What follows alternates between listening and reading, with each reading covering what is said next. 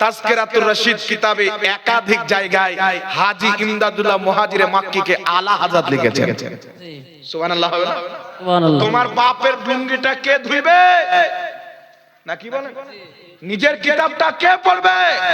আর তুমি বলছো নিজেকে আলা বলা হারাম, শিরক। তো আল্লাহ পাক কোরআন পাকে একাধিক জায়গাতে বলেছেন যে তোমরাই আলা যদি তোমরা ঈমান নিয়ে আসো, ইন কুনতুম আউলাউনা। সুবহানাল্লাহ।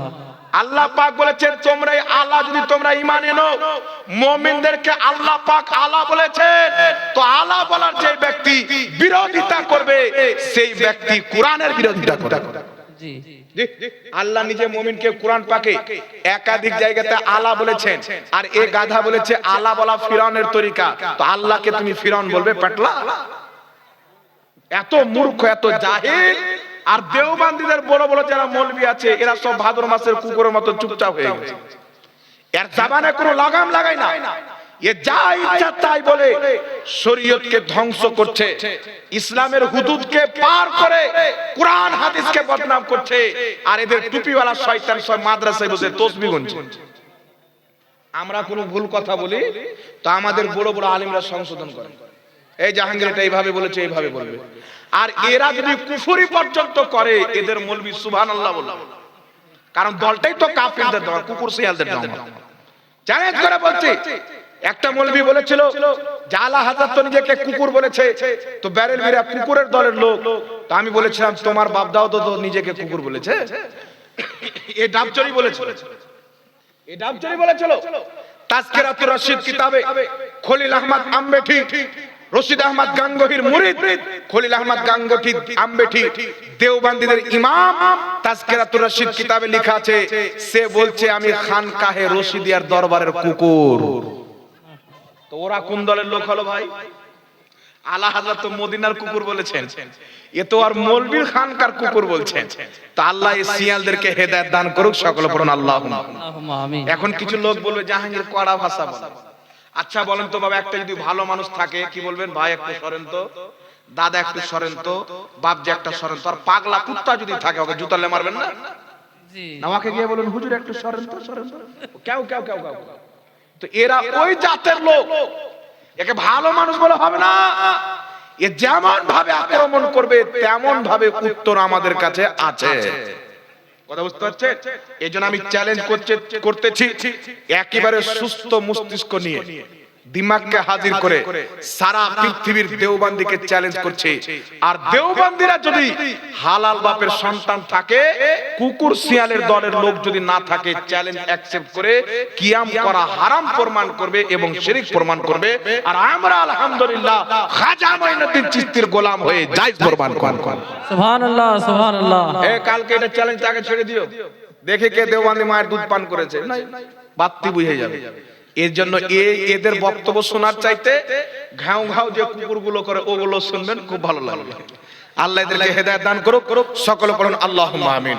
একবার দুরূদ শরীফ পড়ুন, আল্লাহুম্মা সাল্লি আলা সাইয়্যিদিনা মাওলানা মুহাম্মদ ওয়া আলা আলি সাইয়্যিদিনা মাওলানা মুহাম্মদ সাল্লাল্লাহু আলা মুহাম্মাদিন সাল্লাল্লাহু আলা মুহাম্মদ হরদম ज़बान से निकालो पाक नामे मुहम्मद সাল্লাল্লাহু আলাইহি ওয়াসাল্লাম।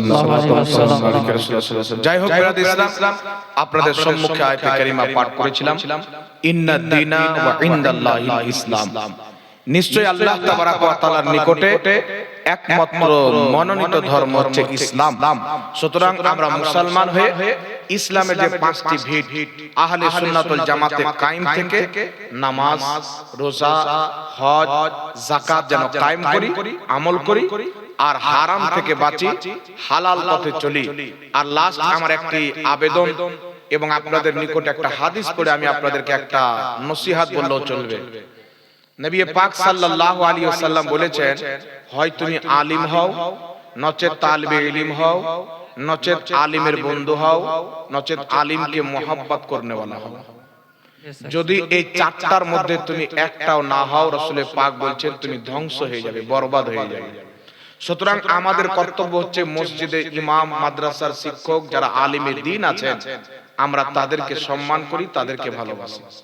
আর মসজিদের ইমাম, মাদ্রাসার ইমামকে তাদের একটা যোগ্য বেতন দিবেন, যাতে তাদের সংসার চালাতে কোনো কষ্ট না হয়। বুঝতে পারছেন? সমাজে, অনেক সমাজে, আল্লাহ করুক আপনাদের এখানে না হোক, কিছু কিছু সমাজে ইমাম সাহেবের বেতন হচ্ছে 8,000, গোটা গ্রামের লোক বলছে বেতন বাড়াও, কমিটির লোক বাড়ায় না, মনে হচ্ছে ওর বাপের টাকা। কিছু কিছু এলাকার কমিটি আছে মসজিদের টাকাকে ওর বাপের টাকা মনে করে। তবে আমি আপনাদেরকে বলবো, ইমাম খুশি যদি থাকে তো আপনার নামাজ আরো তাড়াতাড়ি কবুল হবে। আর ইমামের পেটে খাবার নাই, ইমামের স্ত্রী ডাক্তার বাড়িতে নিয়ে যেতে হবে, ওর টেনশন চেপে আছে, টাকা নাই। আচ্ছা বলেন তো বাবা, এখন যদি শুধু 10,000 আপনি ইনকাম করেন, তো আপনার 10,000 টাকাতে সংসার চলবে? সত্য কথা বলেন। আমি একদিন বাজার করতে গেলাম, তো কয়েকটা বাজার নাম বলছে 880 টাকা বিল হলো। 3 দিনকার 4 দিনকার বাজার করতে গিয়ে 880 টাকা বিল। তার মধ্যে আবার কাপড় চোপড় আছে, ছেলে মেয়ে, এটা তো সবজি বাজার ছিল। 1 কিলো গরুর মাংস কিনতে যাবেন, এখন দাম হচ্ছে 300 টাকা, নাকি বাবা? তো একজন ইমাম সাহেবের যদি শুধু 10,000ই বেতন থাকে, 8,000 বেতন থাকে, তাহলে ওই ইমামের সংসার চালাতে কত কষ্ট হয় সে নিজে জানে। হয়তো আপনাকে বলে না, কিন্তু সে নিজে নিজে অনুভব করে। যেমন আপনার আমার ছেলে ভালো স্কুলে, ভালো কলেজে, ভালো মিশনে পড়াশোনা করে, 4,000 5,000 টাকা খরচ করে আমরা পড়াই, তেমনই ইমাম সাহেবের ইচ্ছা করে যাতে আমারও ছেলে মেয়েকে আমি ভালো শিক্ষা দিতে পারি। কিন্তু সেই ইমাম সাহেবের সংসার যদি ঠিক করে না চলে, সেই মুদারিস মাদ্রাসার শিক্ষকের সংসার যদি ঠিক করে না চলে, তাহলে আপনারা বলেন তো বাবা, ওনার ছেলে মেয়ে ভালো স্কুলে শিক্ষা পাবে? আর যদি না পায় এর দায় কে হবে? আপনারা। কারণ আপনাদের এখানে 24 ঘন্টা ইমাম সাহেব তো থাকে, ঠিক না বেটি? 5 ওয়াক্তের ডিউটি, ছেলে মেয়েকে পড়ানো, বিয়ে শাদী, জানাজা মানাজা যা কিছু আছে, এ টু জেড ইমাম সাহেব করে। তো ইমাম সাহেবকে নিজের একটা ফ্যামিলির লোক মনে করেন, পর নয়। যেমন আপনি চান আমার বেটা যেন সুন্দর একটা ইনকাম করুক, যাতে জীবনটা সুন্দর হয়ে কাটে, আমার জামাই ভালো ইনকাম করুক, আমার বেটির জীবন সুন্দর হয়ে কাটে, তেমনি আপনি বলবেন ইমাম সাহেবকে একটা ভালো বেতন দেওয়া হোক, যাতে ইমাম সাহেবের সংসারটা সুন্দরভাবে চলে। কথা বুঝতে পেরেছেন? এই জন্য সবাই আপনা আপনা গ্রামের ইমাম সাহেবের একটা উপযুক্ত বেতন করবেন। এখন একজন ব্যক্তি যদি কৌরির বাড়িতে কাজ করতে আসে, যে কোনো রাজমিস্ত্রির কাজ করতে আসে, দিনে 500 টাকা লাগে। এই লাগে কি লাগে না বাবা? জি, 500 টাকা। আর ইমাম সাহেব 24 ঘন্টা ডিউটি করে বাড়িতে গিয়েছে 3 দিনের ছুটিতে, ফোন আসছে ইমাম সাহেব গ্রামের মন্ডল মরে গেছেন, রাত 12টায় সকালে মাটি দিতে হবে। আর ইমাম সাহেবের হিসাব যদি করেন তো দিনে 250 টাকা জমে না। ওর হক হচ্ছে, ইমাম সাহেব যেটা হক ওটা দেওয়া হচ্ছে।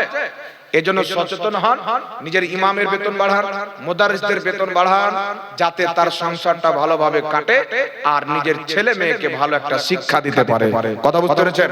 আর আহলে সুন্নাত ওয়াল জামাতের প্রতি কায়েম থেকে সবাই চেহারাতে দাড়ি সাজান আর 5 ওয়াক্তের নামাজ পড়েন।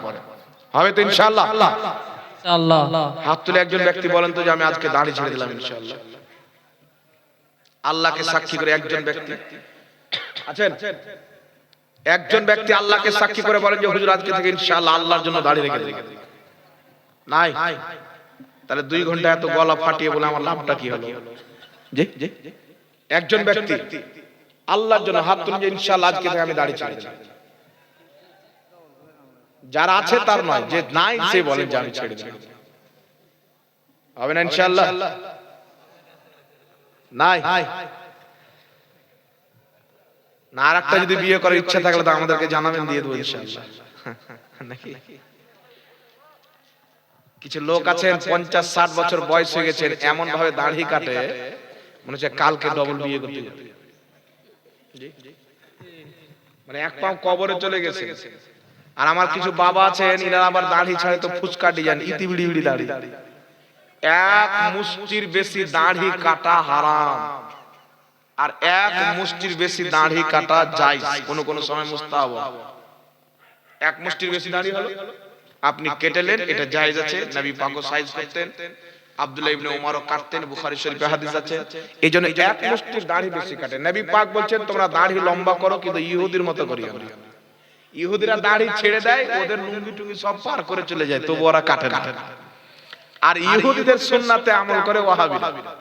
কিন্তু আমাদের আলিমুল্লাহ দাড়ি দেখেন কত সুন্দর দাড়ি, চেহারাতে নূর। যারা নবীকে নূর মানে চেহারাতেও তো নূর থাকবে। সুবহানাল্লাহ। এজন্য এক মুষ্টি দাড়ি ছাড়বেন, এক মুষ্টির যদি বেশি হয়ে যায় ওইটুকু যদি চান তো আপনি কাটতে পারেন। কথা বুঝতে পারছেন? আর নিজের চেহারাতে দাড়ি ছাড়ান আর 5 ওয়াক্তের নামাজ পড়েন। নামাজ মাঠে টাইম হয়ে গেছে, গামছা বিছিয়ে নামাজ পড়েন। পানি নাই তাই এমন করে নামাজ পড়েন, কিন্তু নামাজ কাজা হয়ে গেছে, কালকে নামাজটা তুলেন, কিন্তু নামাজ ছাড়িয়ে না। বুঝতে পেরেছেন? আল্লাহ বুঝার তৌফিক দান করুন। ওয়া আখিরু দাওয়ানা আলহামদুলিল্লাহি রাব্বিল আলামিন। সবাই দাঁড়িয়ে একবার সালাতু সালাম পাঠ করেন। ইয়া নবী সালাম।